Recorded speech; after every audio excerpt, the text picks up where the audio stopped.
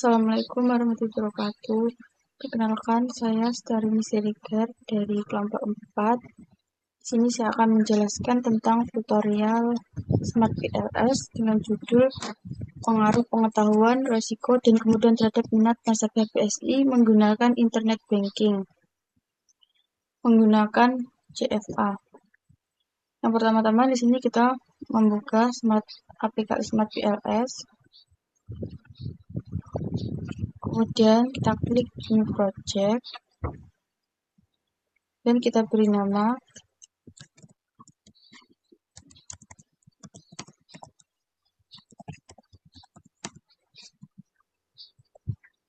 dan create. Setelah itu import data file.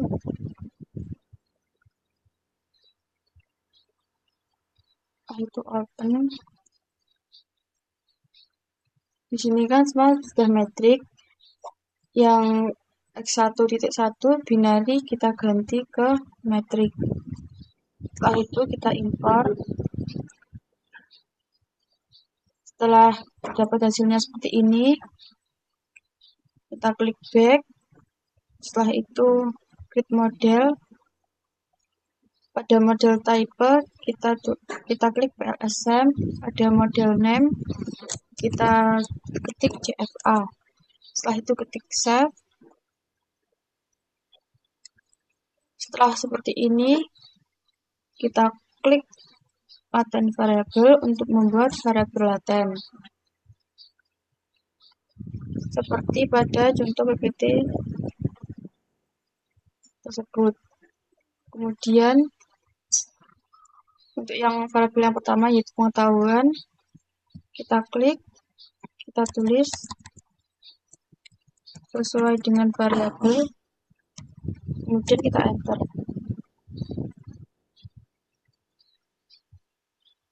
Kemudian untuk yang kedua yaitu resiko.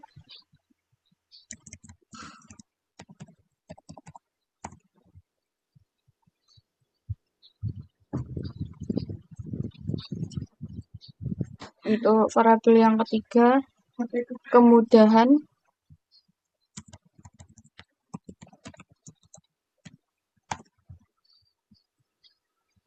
Untuk variabel yang keempat, minat nasabah.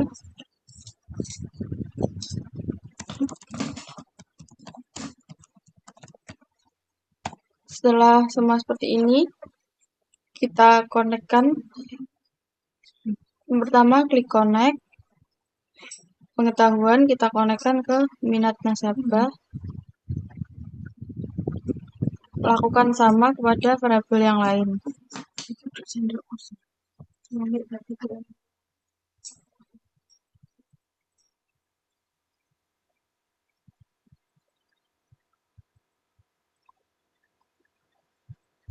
Setelah seperti ini, kita rapikan dengan cara klik select.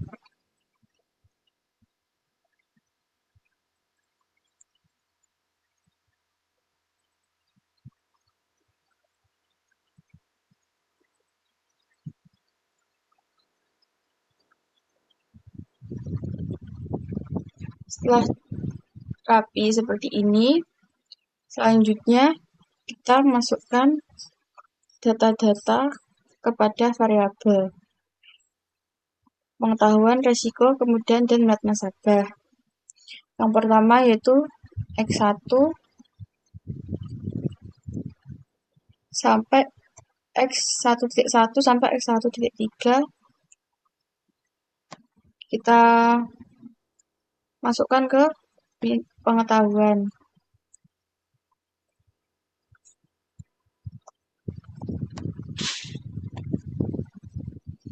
Untuk selanjutnya X2.1 sampai X2.4 kita masukkan ke resiko. Kemudian X3.1 sampai X3.4 kita masukkan kepada kemudahan. Selanjutnya Y1 sampai Y4 kita masukkan kepada minat nasabah. Setelah seperti ini, kita calculate, klik calculate, klik PLSM algorithm, kemudian start calculate, kemudian di sini kita lihat semua variabelnya yang kurang dari 0,70 seperti pada PPT. Di PPT yang kurang dari 0,70 seperti contoh yaitu X2.1, X2.2, X3.3, dan X3.4.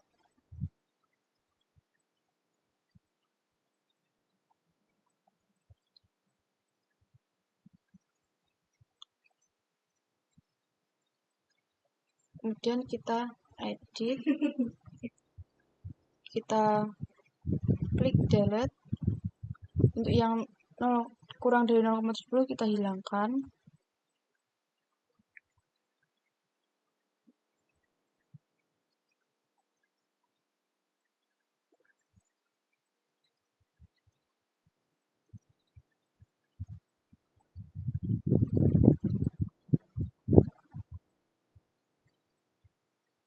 X3.3,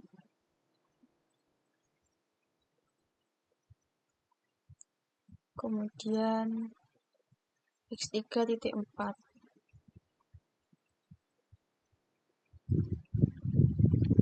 Setelah seperti ini, kita kalkulasikan lagi.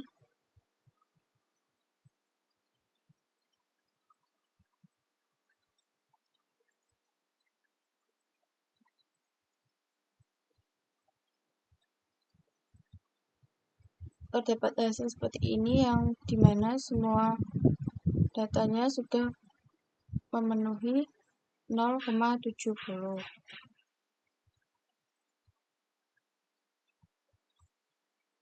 Kemudian kita lihat di PPT-nya. Dari hasil output menunjukkan bahwa semua konstruk menghasilkan nilai loading faktor lebih dari 70 kecuali X2.1, X2.2, X3.3, dan X3.4 yang dihilangkan dari model dan kemudian di-run kembali.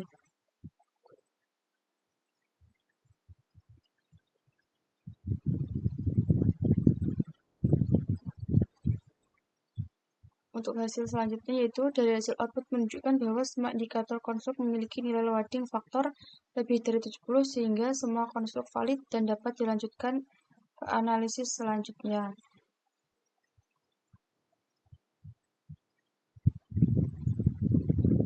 Selanjutnya kita melakukan uji validitas diskriminan.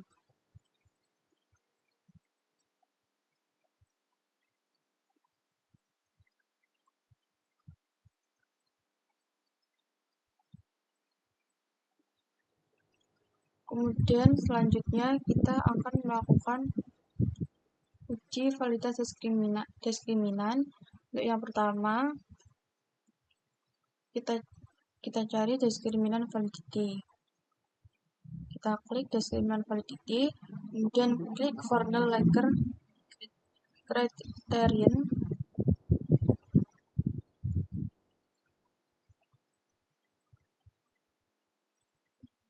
Nilai pada bagian diagonal adalah nilai akar kuadrat AVE. Nilai di bawah akar diagonal korelasi antar konstruknya antar variabel. Yang dimana pada diskriminan validity ini semuanya sudah memenuhi 0,70 atau semua angkanya sudah berwarna hitam dan tidak ada yang berwarna merah. Untuk selanjutnya kita akan melakukan decimal validity pada cross-loading. Klik decimal validity with cross-loading. Kemudian pada bagian cross-loading, nilai cross-loading dari kemudahan X3.1 dan X2.2 menunjukkan nilai 0,901 dan 0,899 lebih dari 0,70 maka terpenuhi. Kita lihat.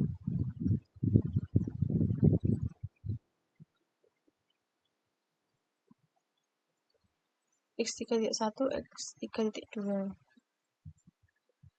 x3.1, x3.2, maka sudah terpenuhi. Selanjutnya nilai cross-loading dari minat nasabah Y.1, Y.2, Y.3, dan Y.4 menunjukkan nilai 0,831, 0,841, 0,855, dan 0,814 lebih dari 0,7 maka terpenuhi. Nilai cross-loading dari pengetahuan X1.1, X1.2, dan X1.3 menunjukkan nilai 0,736, 0,802, dan 0,831 lebih dari 0,7 maka terpenuhi. Untuk nilai cross-loading dari risiko X2.3 dan X2.4 menunjukkan nilai 0,14 dan 0,850 lebih dari 0,7 maka terpenuhi. Hasil ini dapat ditemukan pada dari diskriminan terpenuhi. Kemudian untuk selanjutnya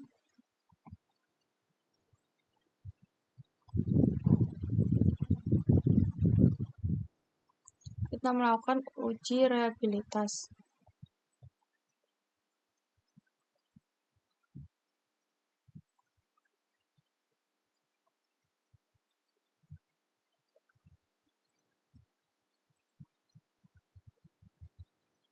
Pada uji reliabilitas kita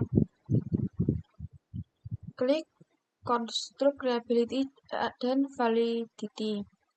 Kemudian kita klik Overview.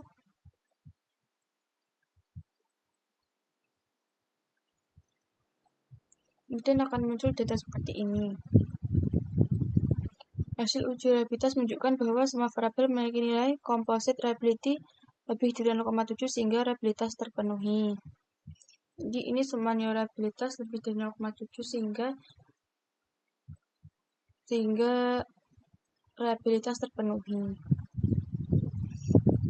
Kemudian untuk selanjutnya kita akan melakukan uji multikolinearitas.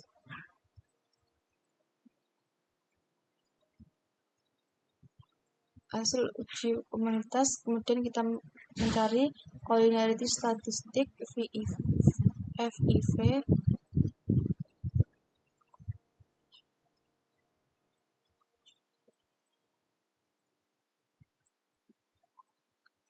Kita klik.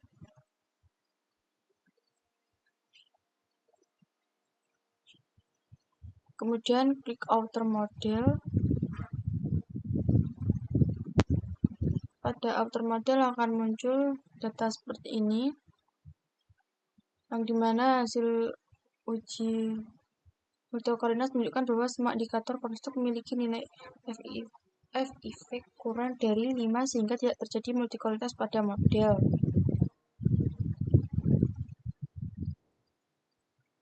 Kemudian kita bisa mengecek di inner model list. Kita lihat semuanya sudah memenuhi karena berwarna hijau. Selanjutnya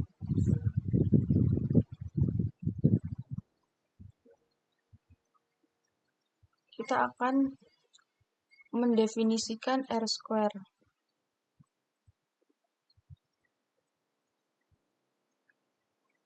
Kita cari R-square.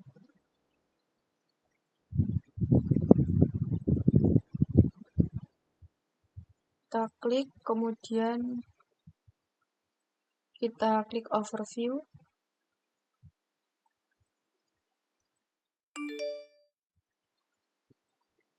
Pada overview akan muncul data seperti ini.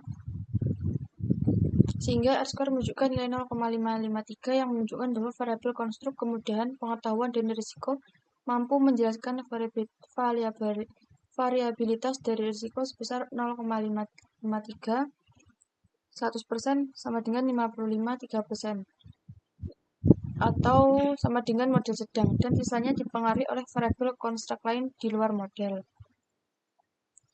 Kemudian kita akan lanjut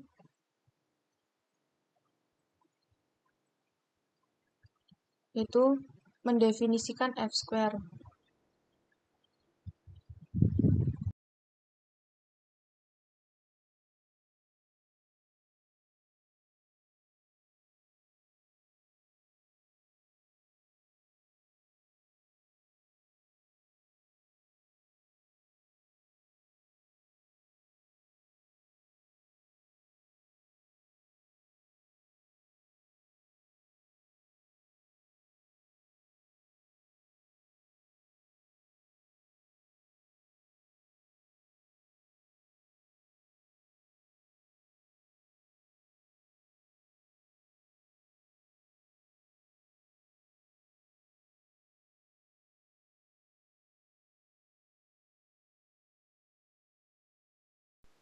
Kemudian selanjutnya kita akan mendefinisikan F-square.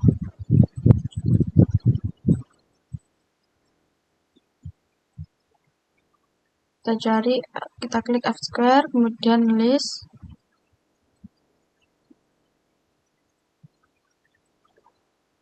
Dilihat dari F-square, sis efek jika variabel kemudian dihilangkan dari model, maka akan memberikan dampak perubahan pada R-square sebesar 0,13 memberikan efek kecil. Dilihat dari F-square, sis efek jika variabel pengetahuan dihilangkan dari model, maka akan memberikan dampak perubahan pada R-square sebesar 0,75 memberikan efek kecil. Dilihat dari nilai F-square, sis efek jika variabel risiko dihilangkan dari model, maka akan memberikan dampak perubahan pada R-square sebesar 0,49 memberikan efek menengah. Kemudian lanjut, kita akan melakukan quality index. Pada model fit.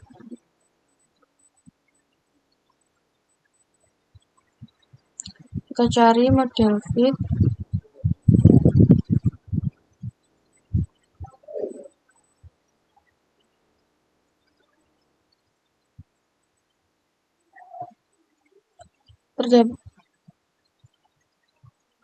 Setelah itu kita akan menemukan data seperti ini. Semua data sudah memenuhi kriteria. Kemudian selanjutnya kita melakukan uji lewat outer loading. Kita cari outer loading pada Smart PLS.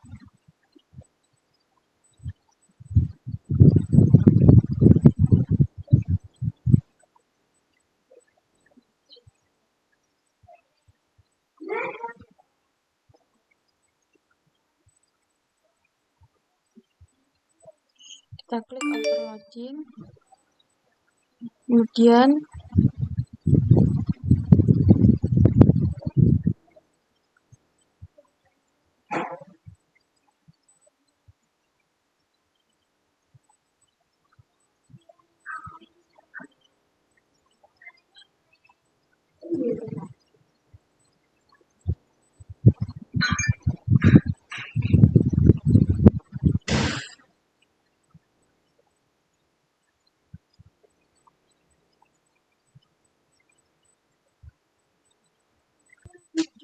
Kemudian setelah outer loading akan ketemu hasilnya seperti ini. Setelah itu kita akan lanjut pada uji model struktur dan cara mendefinisikannya pada code koefisien. Kita klik code koefisien.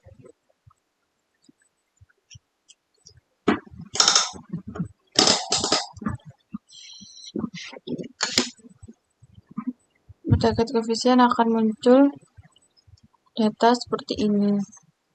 Datanya sudah memenuhi kriteria. Selanjutnya kita akan lanjut pada signifikansi variabel. Pada koefisien mean, estimated p-values, dan p-values. Nah, setelah koefisien sini kita akan mendapatkan hasil HO pada kemudian tidak berpengaruh signifikan terhadap nilai nasabah. HA kemudian berpengaruh signifikan terhadap nilai nasabah. Artinya, kemudahan pada nilai nasabah memiliki nilai p-value 0,577 lebih dari 0,5, maka gagal tolak H0 dan disimpulkan bahwa kemudahan tidak berpengaruh signifikan terhadap nilai nasabah. Kemudian HO pengetahuan tidak berpengaruh signifikan terhadap nilai nasabah. HA pengetahuan berpengaruh signifikan terhadap nilai nasabah. Pengetahuan pada nilai nasabah memiliki nilai p-value 0,101 lebih besar dari 0,05. Maka gagal tolak 0 dan disimpulkan bahwa pengetahuan tidak berpengaruh signifikan terhadap nilai nasabah. HO resiko tidak berpengaruh signifikan terhadap nilai nasabah. HA resiko berpengaruh signifikan terhadap nilai nasabah. Resiko pada nilai nasabah memiliki nilai p-value 0,000 lebih dari 0,05, maka terima H0 dan disimpulkan bahwa resiko berpengaruh signifikan terhadap nilai nasabah. Sekian tutor dari saya. Assalamualaikum warahmatullahi wabarakatuh.